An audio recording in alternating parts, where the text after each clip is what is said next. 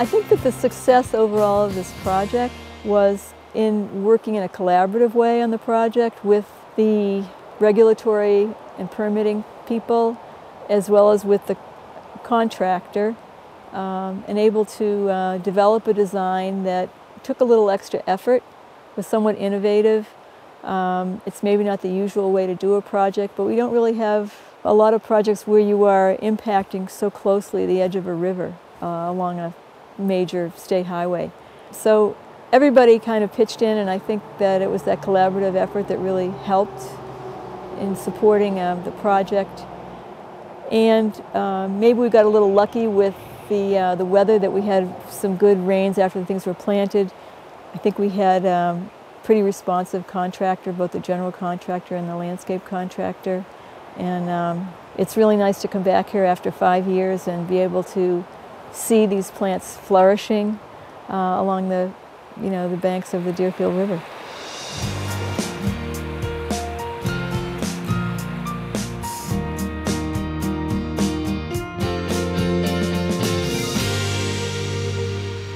I'm a project manager for several projects, so I oversee from the beginning, the planning stages, all the way through implementation, through monitoring. And some of these projects can go 7 to 8 years in length.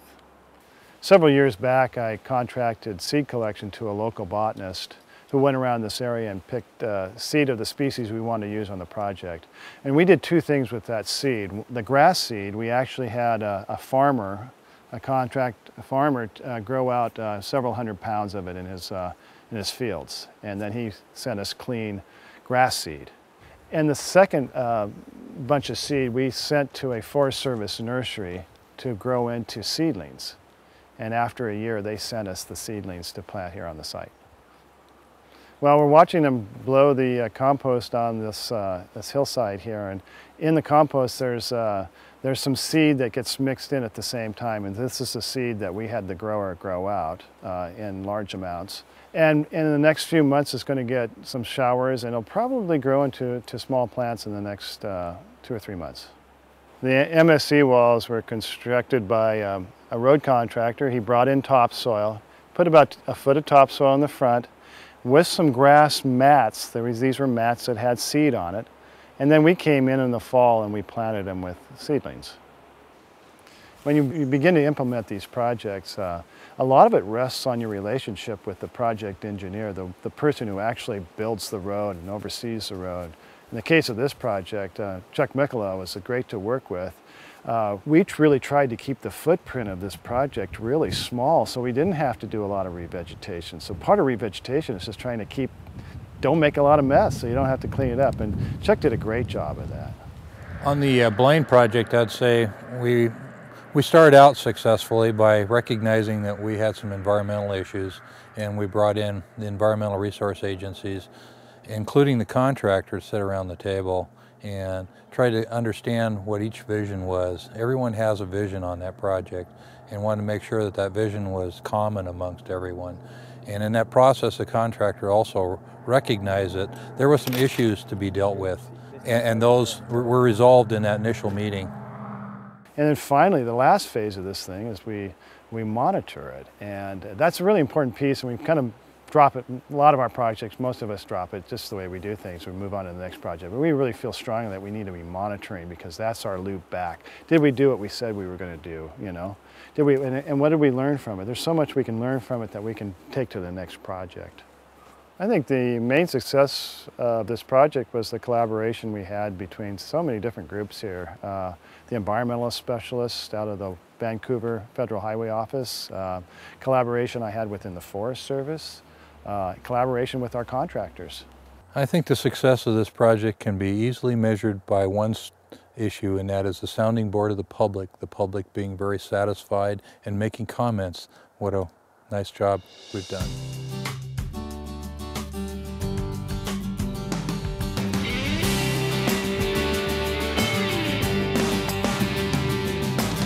In 2006, we did a pavement preservation project where we took out all the old pavement, put in new, changed a lot of culverts, changed pullouts and parking areas, and had a really successful restoration program. Well, from the very beginning, we're very concerned about the visitor experience and driving the road. It's an 8-mile loop road with another mile of a two-way section that goes out to a picnic area. So once you get started on the loop road, you have to go all the way around, which is kind of interesting for both restoration purposes and construction purposes as well.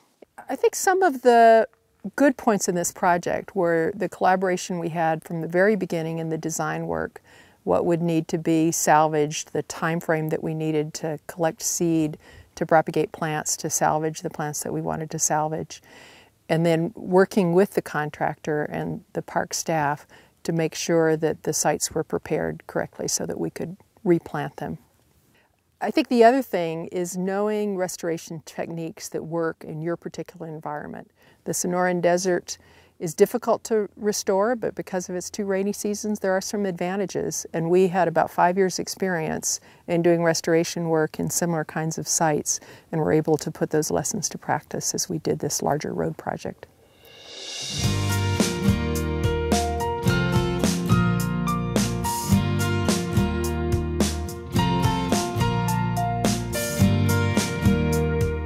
The Guanella Pass Scenic Byway in Colorado passes through 2 U.S. forest districts and includes a vertical climb of over 3,000 feet from the base to the pass. One challenge to the project was the extreme climate changes throughout the year. The revegetation team for the road redesign project had to collect and develop 3 separate seed mixes, one for each of 3 different plant zones at different elevations along the roadway. The team only utilized plant species which naturally occur in these climate zones. The upper stretches of the roadway, over 11,000 feet in elevation, were home to alpine tundra, which was salvaged in sections and replaced along the roadway after construction to maintain these fragile native species. There was no introduction of other trees, seed, or shrubs that weren't naturally occurring, so the seed mix that we put onto those exposed slopes that we hadn't touched introduces the natural species that was here and allows that growth to occur. We pretty much want to build the roadway and show that we didn't touch anything else. That's the overall goal.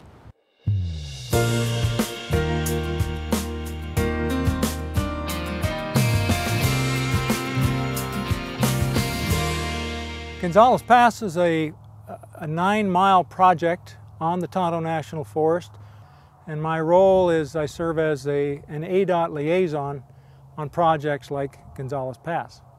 This project produced a unique challenge in that the Land Management Agency has the responsibility for stewardship of the resources, whereas the Transportation Agency has the responsibility to build a new highway, a safer highway. And in that process, there are risks that have to be taken by both agencies. And I think the key to this whole process working was in people developing good relationships across those agency boundaries, developing trust to be able to trust each other when some of these risks have to be taken. And the outcome invariably is better. It was discovered early on that the transfer of knowledge and resources was essential for the development of an effective revegetation program. In 2009 and 2010, to help identify innovative techniques that warrant inclusion in a national program, the Federal Highway Administration conducted an in-depth internet and on-site survey, known as a SCAN survey, that included experts from federal and state agencies and from diverse geographic locations. By providing a panel of experts with the opportunity to travel to several regions throughout the United States to interact with local revegetation specialists and observe their in-progress revegetation projects firsthand, the SCAN survey process helped identify emerging trends and consolidate the best practices of the science. The Revegetation SCAN survey provided a dynamic and vital forum that will help advance the momentum of revegetation programs nationwide. Through collaboration, applied science, and the application of lessons learned, a proven process of revegetation using native plants is firmly established and is promoting the concept of resource stewardship that benefits both road projects and those using the roads. I think the foundation of any partnership is that both agencies, or all agencies involved, share risks together, and they share in the successes and they share in the failures. And this partnership has proven to be incredibly successful, and I think the biggest reason is we have a shared vision of what we both sides want to see out on the project. Roadside revegetation using native plants has come a long way in a few short years. From its humble beginnings as a road project afterthought, the dedication of people in multiple agencies and scientific disciplines have advanced it into a mature, replicable process which can be employed by any agency that manages road projects. The art and science of roadside revegetation will ensure that in the years ahead, we can all look forward to a better, safer visitor experience and greener, more sustainable roadways.